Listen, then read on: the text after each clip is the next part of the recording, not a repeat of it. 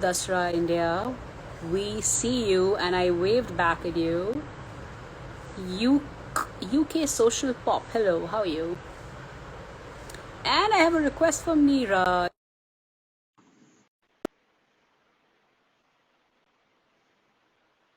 Hey, UK Social, I will explain the Reach ID scholarship to you separately, but the scholarship's closed.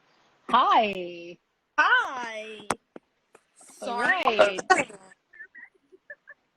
All right, we got you here. I can see you and hear you well. Can you see me and hear me well? I think the audio is a little bit soft. Okay, can you hear me now? It's still a little soft. How about now? Yeah, Can you it's hear a me little now? better, yes. Okay. Yeah, can you guys hear? Is If that someone can't hear, just shout out to us. Hi, Saloni and Anya. Okay, all right, guys, without much ado, I'm going to just jump into introducing our star speaker for today. So we have Neera Nundy here, who is co-founder of Dastra. Dastra is an organization in the social enterprise space that she co-founded, believe it or not, in 1999. So congratulations, Neera, over 20 years of your journey. And I don't know how you're going to summarize 20 years in the next 45 minutes or so, but really looking forward to that. As most of you know, Neera has worked with several organizations in the development space and made a fundamental difference to many organizations like Magic Bus, Educate Girls, Sneha. And I'm going to leave it to her to describe her model in much more detail. She's also a fellow Harvard alumnus, and that's how we connected. And she's also been on several boards, including that of the American School of Business. And she's won many prestigious awards, including the Forbes Philanthropy Award in the crossover leader category. So, Neera, thrilled to have you here. Tons of credentials. Honestly, guys, beyond the fantastic CV and the amazing credentials, personally having known Neera for a few years, she's just an amazing individual. In addition to devoting her life to such a supreme cause, she's just a great personal mentor for me and really a female leader that I look up to for inspiration. So, Neera, this is actually a personal honor to have you on the show. So, thank you so Oh, much. that's so kind. That's a crazy I, introduction. Live up to that. you've already lived up to it, so I don't know where you're gonna go next. But so without much ado, Nia, first question over to you is Sure. as you know, we run an education and careers advisory, right? So my first question to all my guests is, always about their education. I ask them to flash back to their childhoods and give us a little sneak peek into your childhood, your early years. What was Mm, like early life like? What kind of kid were you? Um, that's a great question. I think I was a slightly odd kid, but I thought I was really cool when I was growing up, and I thought there wasn't much to learn after I was 13. In retrospect, there's so much more to learn. So I grew up in Canada. That's why I have a slightly odd accent. So I was born and raised there. My parents moved as part of the brain drain. And my mother was the first electrical engineer from sort of IIT Kharagpur. And the reason I bring that up is we immigrated largely because my grandmother did her psychiatry residency in Canada. So I had pretty much very strong women from a science background. And I had no other choice growing up besides to do science or math. So I grew up in a very slightly traditional Indian middle class family, in the US and Canada, where education is like everything. And somehow that was going to solve everything for me. And so we all had to study, we all had to take school very seriously. I think for me, a turning point might have been boarding school. So my parents sent me off back to India when I was 10, under this whole pretense in retrospect that I would learn about my culture and be more balanced. And now that I have kids that are teenagers, I'm like, what a perfect age to send your kids away and not have to be there, frankly, raising them. Anyway, so long story short, I wanted to always follow the path.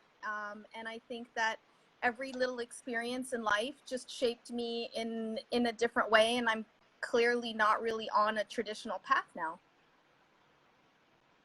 Okay, but the earlier years were traditional. You sort of went down the math, science, engineering route and Yeah, had a I mean, pretty yeah. So I mean, I grew up with at least at that time, it had so much to do with your grades. Like you had to at least do well in school to then have a bunch of doors open. And that seemed to just be hygiene. And I think it's even hygiene now. And I did a lot of activities. So I think over time, I now in retrospect recognize that it's all the different things that shape you that become interesting for people in terms of therefore how will you shape their organization or their institution should you, be a part of it. Okay. All right, great. So very traditional background, and I think a lot of us can connect with that sort of upbringing, having been raised here in India in a similar fashion. So what happened then? So how did Harvard happen? How did business school happen for you? Like, tell us that piece of the journey. Yeah, sure. So, I was saying I grew up, whatever, and then I did my undergrad in math because I was like, oh, let me do Wow. something that higher marks in. So I studied math and statistical sciences, and what kind of profession do you have with math? I didn't know any profession other than actuarial science, which Actually, is like right. a really odd, slightly boring, you're like doing mortality tables and you work for insurance companies. But I was like, oh, at least I'll have a job. But it was actually in undergrad in my second year where my theory of interest professor was like, hey, you talk a lot, so you should think about this business class. And so I took this optional business course, and actually 60% of your grade was raising your hand and trying to say something that contributes to class. And I was like, whoa, Sure. this is way easier than all of the math. So I ended up doing business, and then I graduated with 2 degrees in business and in math, and came out in a super hot market. I had no idea that, so this was 97, that this was a hot market. And that's when the analyst program started in investment banking, and they were hiring sort of from undergrad. So I had a bunch of offers from a bunch of different investment banks, mainly because they were looking for people with a different kind of background. And so science, math, you had a few of us who were there, but a lot of the folks actually as analysts in investment banking, they came from these amazing schools, and all did liberal arts. So I came from this Canadian school that no one had really heard of, but I think it was everything else and maybe around it that, it became an opportunity. So I went to Morgan Stanley, I went to New York. I thought I was super cool at 22 in New York City and mergers and acquisitions. And really it was the grind, right? I mean, in those days we did 120 hours a week and thought Right. we were really cool. Should I keep going? Yeah, please go for it. Yeah. Yeah. So then Yeah. investment banking has its own, I suppose, experience and learning, and retrospect, I think, built a lot of foundations. But it was really there where I started conversations, in my own head and thinking, hey, could I do something that was a little bit more meaningful than staying up late at night trying to fix PowerPoints? And that was at the same time that my mother actually moved back to India, and she started a boarding school for Adivasi children just on IIT Kharagpur campus. And I think through my life, having come back and forth for that, having, in my summer in college, I actually worked in Bombay, actually at an investment bank. So I think I had a connection to India. But anyway, I did investment banking. Everybody from investment banking goes to private equity or to business school. So I applied to business school, thinking that it okay and that you don't actually have to commit to a particular career per se. So I was like, hey, let me apply to Harvard. And then I got into HBS, and I was like, oh my God, if they let me in. And so I went to HBS. And then I think I came out, and that's really when I came out, really start something like. Okay, so going into HBS, social enterprise was not on your mind. Yeah, can you hear me? Yeah. I mean, I think social enterprise was a part of my life, but not in I'm going to make a career out of this. I didn't have that foresight, right? I was like, oh, it's good to help organizations. It's good to help my mom, but I also need to have a salary and a job. I didn't quite make that shift in my own mind with that opportunity probably till later. Okay. So, I mean, I think a lot of us connect with what you're saying. I had a similar trajectory. I was in New York working with BlackRock, and a lot of the students I work with, they go through a very similar sort of thought process. They're working in these consulting and tech and project management type of roles, and all yearning to make some sort of difference, but then not quite sure, what to do with it. And then obviously the big question for them is, how Will I survive in a career in social enterprise, etc.? So when did you make that sort of finite decision saying, I'm going to let go of my banking and finance background and sort of switch now full time to this sector? So I think it was, I finished HBS and then joined, right? So I think there was something about that, the continuous sense of privilege, but not privilege of wealth, but privilege of exposure, privilege of education. Could I take whatever little experience I had and could I play a bridging role? And I kept asking myself, I don't have anything to lose, really. I mean, it was just myself. So why not give it a try? And I think the school does, and you probably know this, they do this like great job of brainwashing, you know, that you're a leader that makes a difference in the world. And I started to believe that I should be a leader that makes a difference in the world. And so, you know, connecting that to Dastra just became, you know, I had more confidence and courage, I think, to do that. I wasn't born like, I'm going to save the world kind of person at all. Okay. So you were kind of like the rest of us. You sort of had this traditional Indian upbringing. You went down the math and science route. You did the whole math degree. You went to business school. You had the banking career. And then post HBS, you said, okay, I'm going to make this switch. So did having the MBA sort of make you feel more secure in the fact that, you know, you could go do social enterprise and then for whatever reason, if you needed a stable income, you could always go back to like a corporate job? Yeah, I mean, I always thought, well, someone will hire me. I did go to HBS. So I think that did give me, you know, a sense of what could be, you know, a fallback, for lack of a better word. But there's something else that it's not like you just switch, right? It's that you start to get exposed, you start to do smaller, and then I think you have a turning point, right? Where all of a sudden you're like, okay, I'm really going to take this opportunity. But it also has a lot to do with everything around you that supports. Although I must say, my parents thought I was completely crazy. It's, you know, even my mom Oh, they thought, did. what is Oh, wrong? they I did think remember you her were crazy, huh? pulling. Yeah. I mean, my mother, who came back to India to start her school, basically, I remember came to see me in New York and said, "Are you sure you want to do this? I mean, you went to Morgan Stanley, and now you're going to do this social thing.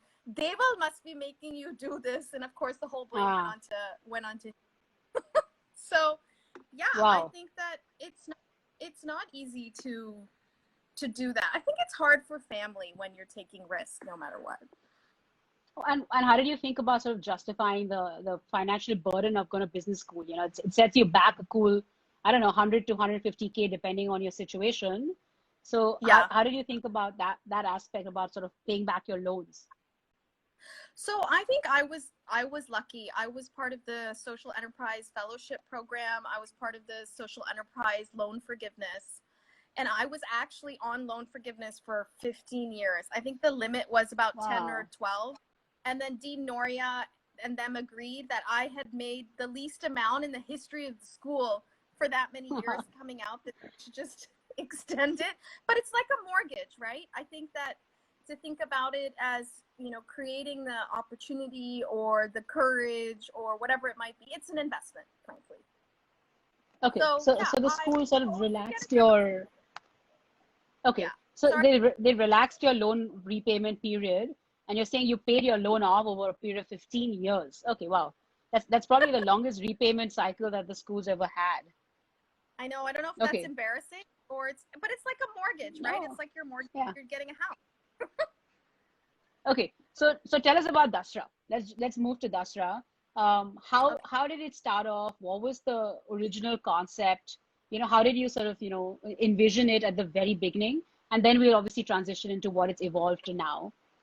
Sure. So Dasra is a Sanskrit word. It means enlightened giving, and this is our 21st year, so we've been doing it for like a really long time. You know, we started with the simple idea of money, and we didn't with skills, right? We were around 24, 27, something like that.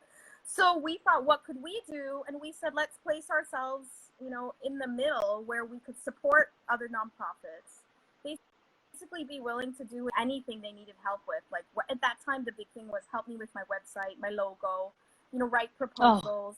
So it Really? started Okay. with how do we simply help, you know, NGOs, and then it moved to, you know, we can actually influence the funding side. and more money and funding can go to very strong NGOs. So, and I think that's really how began that bridge. You know, it was a time when we started that this whole concept of venture philanthropy came about. There was sort of the VC movement, and it was like, can you take philanthropy and begin to fund emerging nonprofits and really help them scale with stronger management skills and funding? And that's really where we situated Dasra, you know, way back then. So, And so when now you it's started, when you started, was it just you and your husband, or did you start out with a bigger team? No, we started out with the two of us, but then we hired sort of 3-4 people, and we grew slowly. You know, it's hard organization. So it would be like you get a little bit of money and okay, let's hire a little more, and you get higher. You know, our Sure. biggest challenge was we lost a big chunk of our initial funding when we first started. And I think that was really hard because we raised money in a big boom. And then the internet bubble basically burst at that time. This is about 2000, 2001. Right. And I think with that, we became super risk averse, where we were like, if we're going to hire people, then we should have, you know, at least cash, which is very conservative. You know, in the bank to support people, because, you know, people were joining us on an aspiration of wanting to change the world, and you feel like they're compromising when they join in some way that we need to be able to provide that stability. Anyway, we fast forward now, we're like a team of, you know, 104 people. We still have the challenges that their nonprofits have, but we're a lot more stable. Wow, you have a team of 104 people now. Yeah. Wow. Wow. That's amazing. That's amazing. It's amazing that you were able to attract, you know, this sort of talent to your sector, you know, because I have interacted with a lot of Dasra employees, and they're all just super happy to do what you do. Like they love the mission of the organization. So what do you think the secret is? Like, what do you think, you know, what are you doing right? What are you doing to attract these people? And I know you hire a lot of like these Ivy League graduates and, you know, like ex-Morgan Stanley, ex-banking type of people coming to you. So what is it? What do you think is working?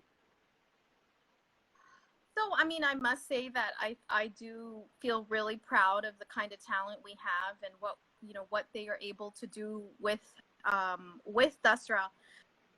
I think that it's generational, Vibha. I mean, when I came out of HBS, barely anybody was coming to India and going into the nonprofit sector.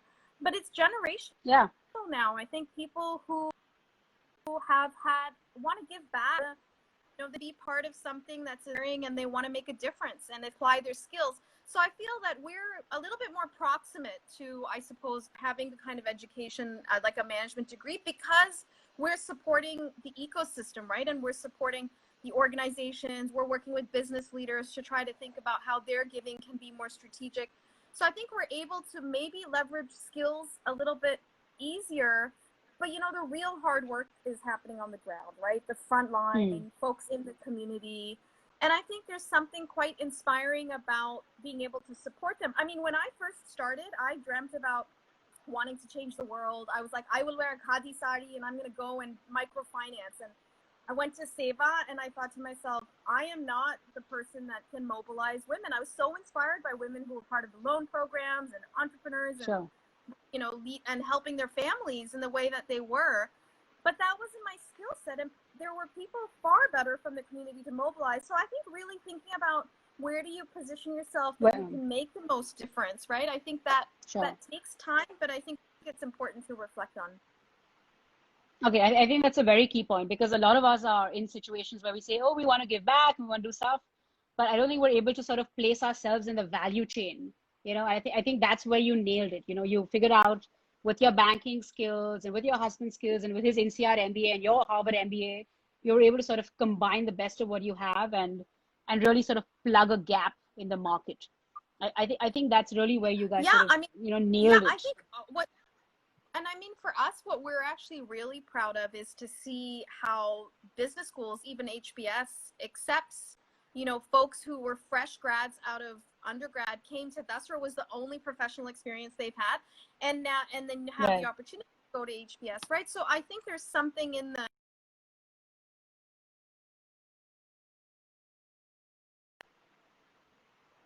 Sure. quite valuable about the need for, government, private sector, and civil society to come together. So you need different disciplines to be part of the change. Okay. So I'd love to get into a little bit of specifics about what Dasra has actually done. So if Sure. you could tell us a bit about, how do you liaise with the larger companies and how do you sort of help them? And then how do you sort of channel that over to the grassroots level and, what sort of role you actually play in the whole system? Yeah, sure, sure. So I think a big part of our work is how do we support, really great nonprofits, whether it's with the management skills or the funding. And then the other side of the same coin is less companies, but more business leaders, family businesses who, more and more see the need for giving back in some way and want to be strategic about that giving. And so we help shape, where they want to give, how they want to give, and we really try and link that immediately then to the nonprofits. But what's happening more and more is how do you help not the one-to-one, but how do you think about more in platforms? How do you think more in aggregate view? And also, how do you break silos? So it's not about, can you just fund education and health? To actually empower an adolescent girl, we need to delay child marriage. We need to help her not get pregnant as a teenager, finish grade 10. And so you need different kinds of money, actually. And so we pool that and then support organizations who go into the community and directly work with girls in the community. And so it's a lot about identifying, it's a lot about working with leadership of the nonprofits, it's a lot about researching, we do due diligence. And I think more and more we're building what we call communities of practice. So like I was saying, sort of platforms is really where a lot of this work needs to go to. And also horizontal. So are you saying you're sort of like a funnel? So you meet individuals who are sort of who are wealthy individuals who want to give back, and you sort of channelize that money to organizations that need that money, and you're sort of like the funnel that does that. To sort of oversimplify it. Okay. Yeah. In the simplest sense, yes. But we spend a lot of our time actually pooling the funds and then giving a lot more funding to the organizations, and then spending time with these organizations so that they can grow, right? The more funding they have, as they build in their capabilities and capacities, then they can scale, and so their impact scales. So it's a combination of working with influencing philanthropy, and I think it's also because there's just more and more Indians who want to give, and there's more and more Indians who want to participate in this. And it's not just about wealth, right, Vibha? Like, I know there's a young group probably listening, and you don't yet have a whole lot of wealth to give, but I think it's all kinds of resources. It's not just money. It's your intellect, it's your skills, it's just your hands, it's being able to have more hands on deck to support some of these orgs. And I think even right now, at a time of COVID, more than anything else, we just really have to create a safety net for the most vulnerable who are just left outside of, government systems that are supposed to protect us all. Okay, so since you're touching upon COVID, I'm going to pick a question up from Shreya Jain, who says, how has the pandemic affected Dastra's working? So, maybe talk specifically about, organizations that you're working with. What sort of difficulties are you seeing on the ground? And are you facing any difficulties in terms of fundraising now that the pandemic is hit? So just a little update on the current situation. Yeah, I mean, I think we took a very quick decision for all of us to just get to work from home, because we're so privileged, right? We don't actually work directly in the communities. And so there was no need for us to, put the staff at risk. So we went very quickly into work from home. But if I just think about this sector is under stress.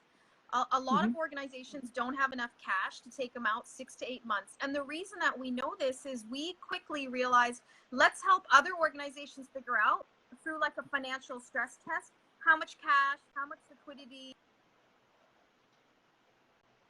in what situation will you need to make, a difficult decision on letting people go, or your costs a bit better. So I think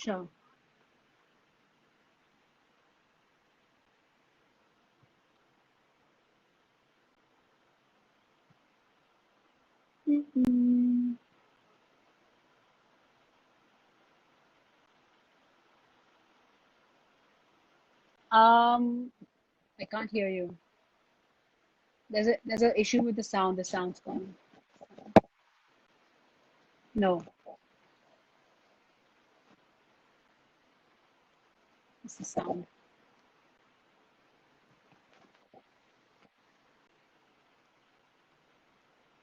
Yeah, I can't hear her either. You're right.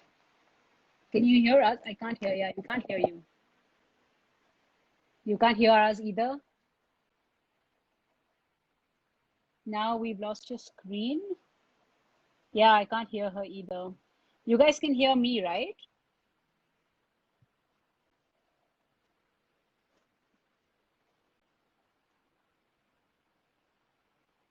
Oh, that's a great question, Rajiv. I'm going to take your question up next. Hi, Vishwas. Shall we ask Neera to disconnect and reconnect? Would that be better? Neera, at this point, we can't see your camera either, so if you can hear us.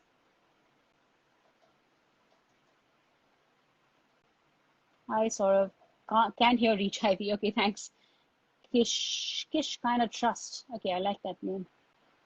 Yep. Okay, thank you, Sabahat, for confirming. When you decide to work for a social cause, how was your financial stance? So she talked about this top Rani Khushi. She spoke about how she had a background in investment banking at Morgan Stanley and went to do her business school, get her MBA from the Harvard Business School. And since she had that sort of, almost like an insurance policy, she decided she would take the plunge and go start her organization. So she did this pretty young. And she was talking about, hey, are you back? No, we can't hear you. Oh no, no, no sound.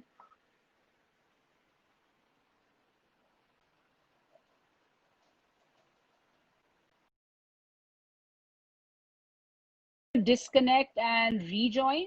Ah, okay. I think she's going to rejoin. Okay, I have some great questions here, and I promise I'm going to take your questions as soon as she's back.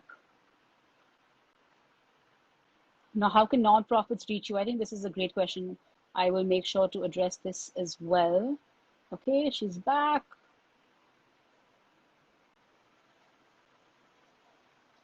And we're waiting for her to rejoin. Can you hear me now? Oh, Yes. Awesome. Okay, sorry. so we were on the pandemic, and what sort of Yes. issues are you seeing your organizations at the grassroots level facing, and Yeah. and funding for you as well? I mean, so long story short, there's a lot of stress. But I think one way to look at it positively, it has really created a lot more awareness, and everyday individuals want to be a part of this change and part of the solution, right? All the way from buildings having packages of food get delivered to just helping out here and there. Retail giving's really increased, so just people even who have small paychecks willing to give a little bit, that adds up to make a difference. So I think as the sector is constrained with resources, the more we can all do to participate, right, with our skills, with volunteering, and just thinking about that. Oh, I think there's a Can you hear network me? issue. Yeah, can hear you. If you're on your Wi-Fi, yeah, there you are. You're back. But your sound seems to have gone. So say something. No sound. Disconnect the Wi-Fi. Ah, she's left again.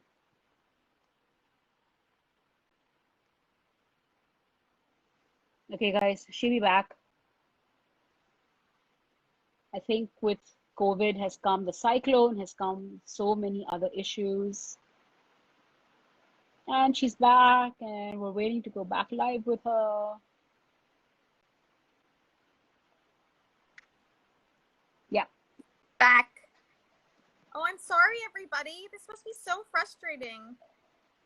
No worries, you're back. So, so Okay. essentially, you're saying it's a tough time, and like there's some way for everyone to give back.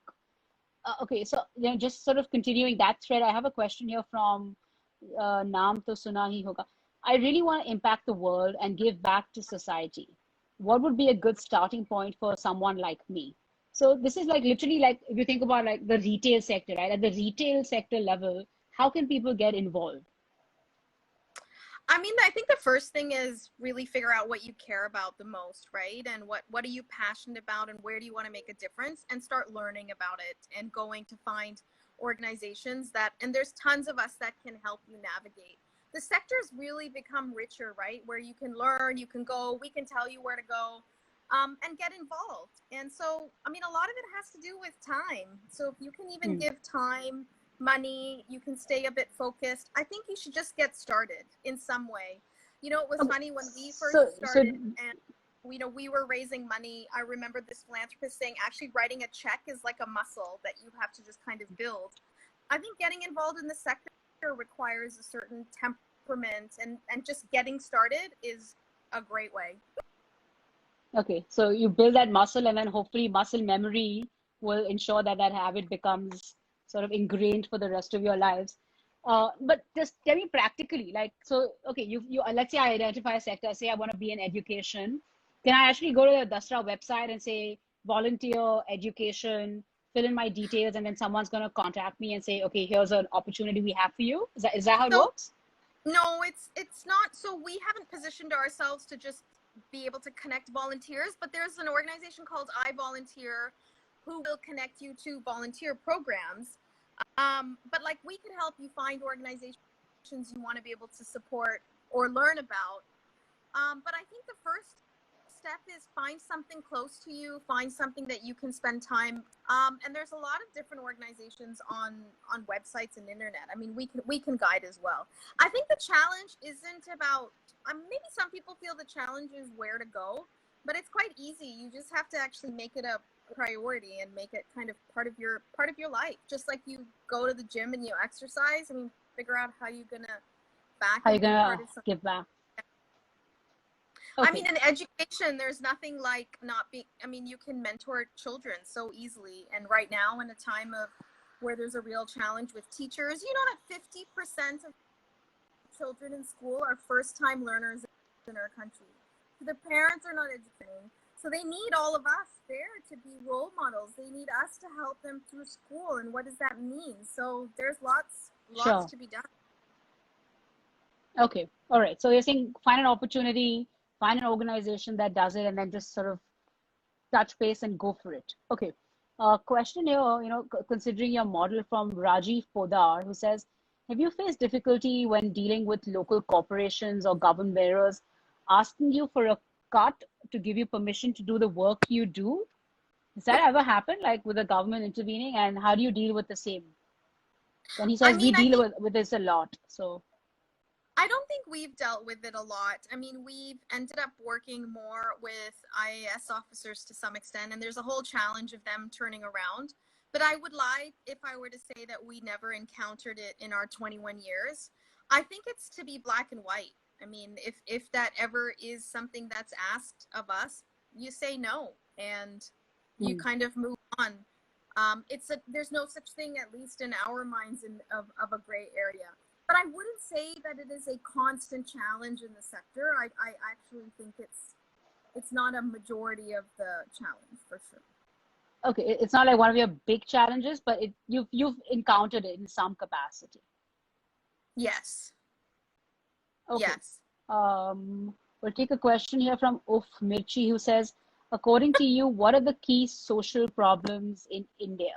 So yeah, maybe like top three issues that you feel like really need like sort of priority sort of focus. I mean, I would say probably access to high quality education. I would say access to health are two very basic things.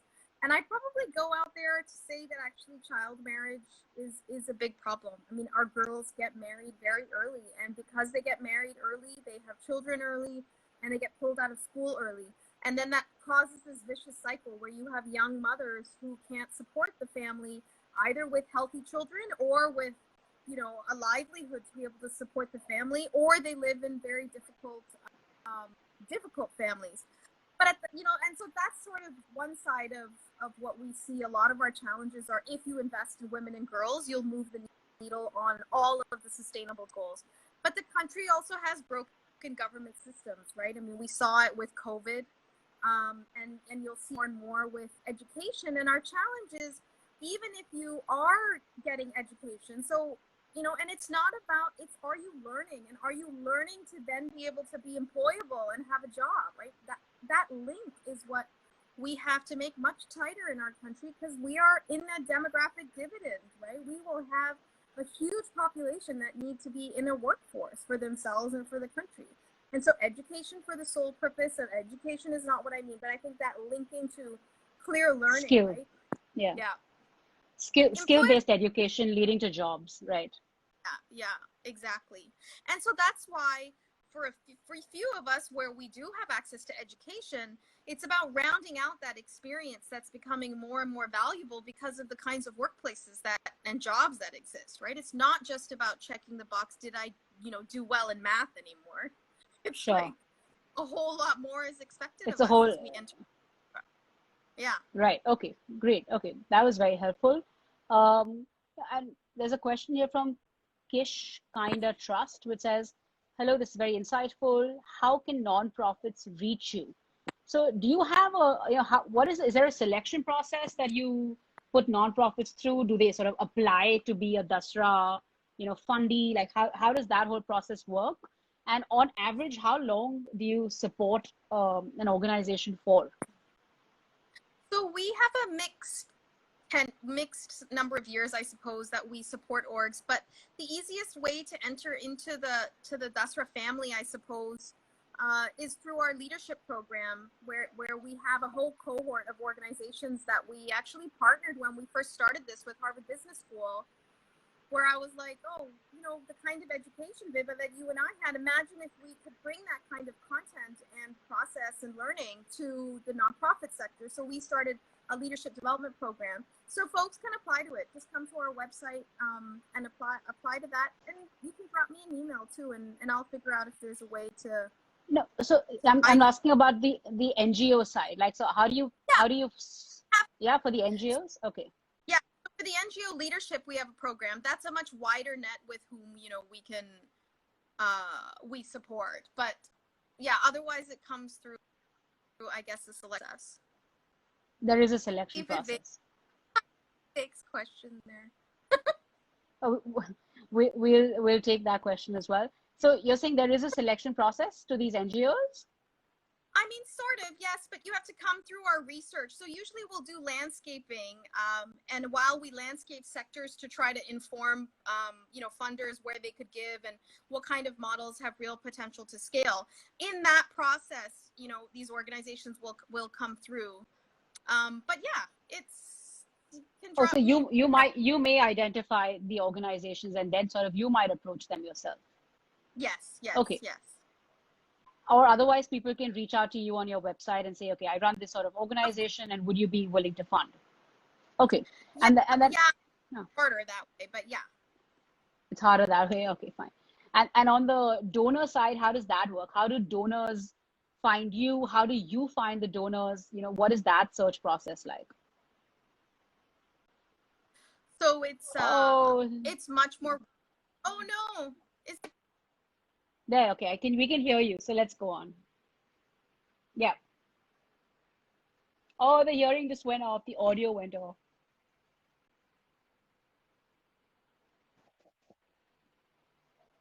No.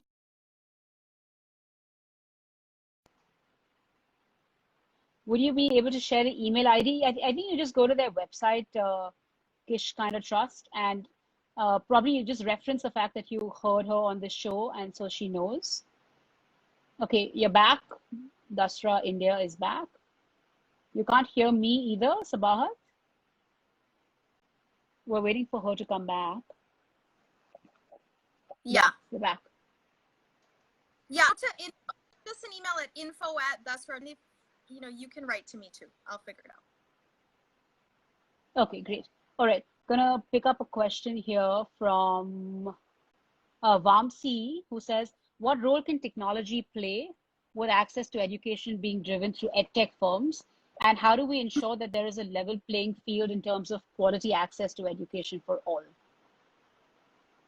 So the role I mean, of it's a tech, yeah. yeah. I mean, it's a great question. I think that we might be. I think the ed tech phenomena in our country does serve, and we were talking about this earlier, right? It serves a certain group of us. Does Right. it serve the majority who don't have access to quality education? No. I mean, a third of our kids don't have access to a device. To A third, devices, which means, exactly. yeah. So it doesn't solve for the most vulnerable, right? It doesn't solve for kids who are potentially first-time learners, but it does become an enabler for us where we're already suffering from very low learning outcomes in government schools. So I think the pairing up of technology with teacher, with assistant teacher at a unit of a school level, I do think that there is real opportunity for that.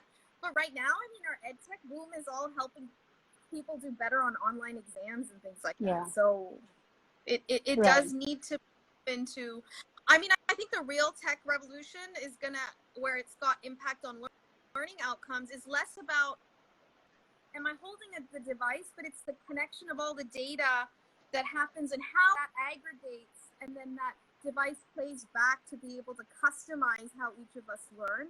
I think there's really great opportunities for us to leapfrog to that. But I mean, we need a lot of the backbone, the back infrastructure and platforms for that.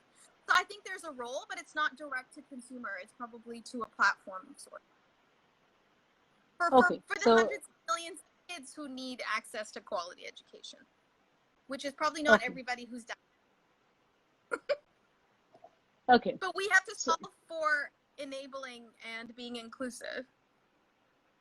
Okay. So you're saying currently the edtech platforms are largely servicing sort of middle to higher income families, and at the grassroots levels, you're not really seeing the edtech companies have any significant impact. I mean, not yet. I mean, they are. I would not say it's zero, but is it really driving to provide learning outcomes for children? No. I mean, there's a whole lot of issues around that. Yeah. Okay. And since you've used the word quality education a few times, I have someone here called Fly Higher India who says, how do you even define high quality education? So Neera, how do you define high quality education? I mean, I would say can education fulfill an individual's aspirations, at the highest level? And then within that, can you peel that back to say, do I have learning and critical thinking skills that then lead to, jobs? And am I employable? And am I living up to my dreams and my aspirations? I think if those things connect, that is quality education. Now, is that a lot to ask of an education institute? Probably. So it takes a lot, right, to get all the way there. Okay, so I'm hearing two big things. One is, is this education enabling me to meet my aspirations? And is this education also sort of a means to a finite end, which is a job? And if you meet that criteria, then at least you sort of have some level of quality education. I mean, I would say that there's a third level to take it to aspiration, right? It's not just about a job. I would encourage everybody live up to an aspiration that's more than just having a job, because that's what we need to kind of change. I would push ourselves to say it's job to achieve an aspiration ultimately to make a difference, I think. Sure. Okay. Okay. It's a much longer conversation, and I want to have that conversation with you at some point, because I really feel like depending on where you stand in the pyramid, what that aspiration is, it's so relevant, right? And it's so relative to where you are already. Aspiration is always you build off of where you are currently. So I mean, we will have this conversation at some point. I want to pick up a few more questions here. I have a question from Ayman, who says, it feels as if the problems in India don't have an end in sight. What keeps you motivated day to day? That's a great question. Yeah, it feels like a drop in the ocean, but it's really those, that one leader, the one organization, or, the fact that you're making even the smallest difference, even to your team. I think it's those little things that add up that ultimately you feel like, oh, okay, maybe you helped in some way. But I do think it's reminding yourself and going out to see the kind of work that we're supporting to really stay motivated, because otherwise it could feel like a desk job. But when you can see the difference that, you know, whatever little we have on direct lives of the most vulnerable, I think, and you see how they live and how motivated they are and how they continue with a sense of optimism, and I think that's what keeps me going. It's empathy, but it's also recognizing our privilege in some ways, and how do you leverage that for others. And I don't mean privilege from a place of wealth. I mean, think about how comfortable we are, and is there a way to think about giving some of that up so that others can have more? I think it's something we do need to think about as a society, more so than ever. I think COVID has brought this to light. Okay, that's actually very well phrased. Privilege, not just financially, but in so many other ways. Emotionally privileged. I mean, there's tons of privilege. Okay, let's take Vivek's question since he's a special guest here today. So, I mean, you can answer it the way you want to answer it, but essentially the question is, how has it been working with your husband? So, for all of you like who don't know, Neera co-founded Dastra with her husband Deval. So, what is it like co-founding an organization with your partner, and you know, what are some of the challenges you guys face? How did you divide and conquer? Are you sort of joint decision making? How are you guys mapping this whole journey? We probably should do a better job of mapping it. I must admit, it has a super highs and it has a super lows. But it's you know, a privilege to have a companion to share something that you're trying to build together. Sure. But I think with that comes a tremendous amount of frustration, but also I think compromise and recognize. It sounds like a relationship, but it is kind of like that even in a working way. Is to compromise, right? On okay, it's give and get, even for how we've ended up building Dasra. I think extending the Dasra family to include others as we've grown has actually helped decrease the tension that can happen when you're a husband-wife. I think recognizing it's all intertwined. I think one of our biggest challenge was we were growing the family at the same time that we were growing Dasra. And I couldn't say more than probably the most important decision, at least in a woman's life, is who your partner or spouse is. And to be able to have someone that supports you is phenomenal for any career, whether you want to work together or not. Right. Okay, and so you definitely actually we need more supporting men. Okay. Yeah. Yes. Okay, and you definitely lucked out on that front as well. So another privilege in your feather of in your cap of full of feathers already.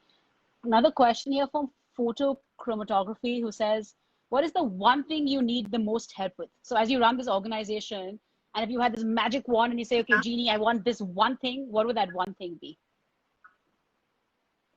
Oh, to keep people motivated and keep them at Dasra. I wish I could keep everybody that came to work for us. If I think of our alumni, we're about 350 people strong, and every person, for whatever reason, feels like a little part of Dasra goes out, and I wish we could hold everyone and be a stronger family together. But managing people, keeping people motivated, helping them grow, build careers in the sector. I mean, that I wish that was a wand. Okay, so your team, your family, you'd want to keep your family cohesive and together and sort of stay for the longer term. Okay. Yeah, I mean, I think that's a very that's more personal, individual. But if I could really like wave a wand, I would try and wave a wand around more inclusiveness, greater access, equities that we have surfaced. You know, if you could have, all in equity and have a transformed India where everybody thrives with dignity and equity, that's our mission. I would want our mission to come true, right, with a wand. I don't think I have any more questions beyond that, Neera. I think we should end on that note. A world of equality and a flat world with no inequity at all. I think that's a fine closing statement for this conversation. And I truly hope that dream of yours comes true, because it's so beautifully phrased. It's giving me goosebumps what you just said, and I really would like to close on that note. So thank you so much, Neera. This conversation has been extremely inspiring. Your journey, of course, truly inspiring for many of us. I'm going to re-listen to this entire conversation actually, so I can absorb some of the nuggets that you shared. You share them very in your true style of being super casual, humble, very relatable. But there was lots of wisdom in this conversation. And thanks once again. Truly an experience to have you on the show. Thank you so much, and fantastic work. Thank you. And Thank you, everybody. Thanks for joining. all right, thank you so much, Neera. If you'd like, you could just end the conversation there.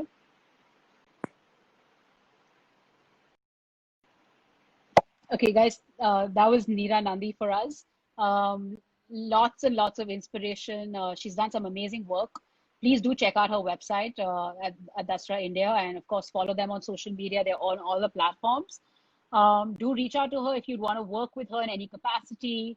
If you're an individual donor who wants to sort of contribute to the sector, of course, she knows best how she could channel your money as well. And we're going to sign off on the House of Experts for today. Thank you all for joining us. Coming up next on Reach IV, we have our monthly Ask Me Anything series day after. So please join us for that. It's an Insta Live event. Also have on Saturday, this Sunday, actually, a goal setting workshop for professionals. So if you're a working professional and you want to learn how to set your goals, I'll be conducting that workshop. And it's also 5 days left to our online lockdown competition, which basically is our lockdown diaries. Send us a blog or a video about how you spent your lockdown, and we're going to pick winners to win some amazing prizes. So lots going on. We're making the most of the lockdown. Hope you're making the most of it too. Thank you all for your amazing questions. Thanks, Inakshi, Vivek, and Nupur for joining from the Harvard community. Thank you, Vamsi. Of course, big thank you to the Reach IV team for supporting and executing this event so seamlessly. I know we had a few tech glitches, but I think we made it through. Thank you all for your questions. Thank you, Raj Lakshmi, for joining as well. I hope Kishkana Trust and the other NGOs that signed up to watch the show today got some information. The Vasu Bhargav, how do you get into Stanford? And I know I had some questions very specific to Reach IV and what we do. Tune in to Ask Me Anything on Wednesday, and I will be sure to answer those questions for you. Signing off now, guys. Have a great evening. Take care. Bye.